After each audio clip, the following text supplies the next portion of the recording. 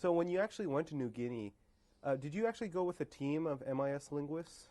Yes, we were what they call ATIS, Allied Translators and Interpreter Service. And so we went en masse there. So about how many MIS, actual People were at there. There must have been at least 60, 70. Yeah. In terms of your own team, how many people were in your own team? Actually, I was not part of any team. It's only the elite that got to be part of upper echelon. Guys like myself were just stray visitors kind of thing. But we kept on doing our work, and we did the contributions as we can see how to do, and that was it. So what was your work on New Guinea? The work in New Guinea was all in communications from my standpoint. And one of the reasons, of course, is that you had to have information constantly, and that kind of information comes either by wire or by wireless communication. And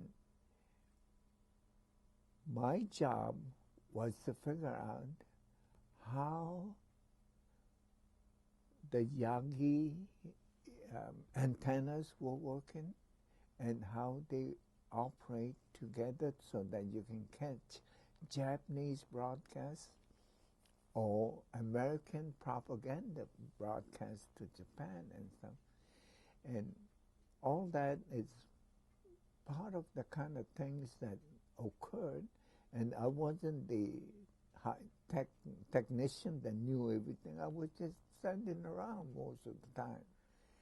But I was learning, I think. I kept saying to myself, but there's always a need for communication interception, and that's what it was for me in that particular situation. Now, I know you were just standing around, while this communication, interception was going on. But during the time when you were there, what was the process of this communication interception? The interception that comes in is more than likely intervention information that is gathered by the higher ups, the guys that know more of the language and the way they operate, and they know how radio communication is and all those things. But we were just trainees. We were just little boys hanging around trying to figure out what to do.